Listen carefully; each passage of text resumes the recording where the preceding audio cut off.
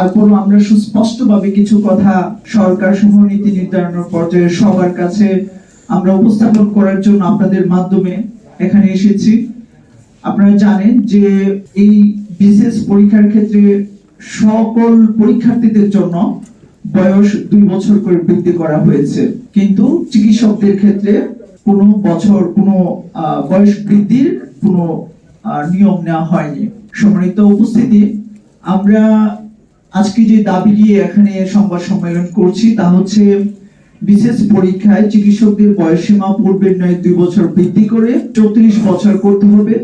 এবং অবিলম্বে এই সংক্রান্ত প্রজ্ঞাপন জারি করতে হবে। আজকে আমরা আমাদের এই চিকিৎসক ও চিকিৎসা শিক্ষার্থীদের সংগঠনগুলোর সম্মিলিত উদ্যোগী মবের পক্ষ থেকে এবং সকল চিকিৎসক মহলের পক্ষ থেকে সাংবাদিক বন্ধুগণের মধ্য দিয়ে আমরা যাদের কাছে নীতি নির্ধারণের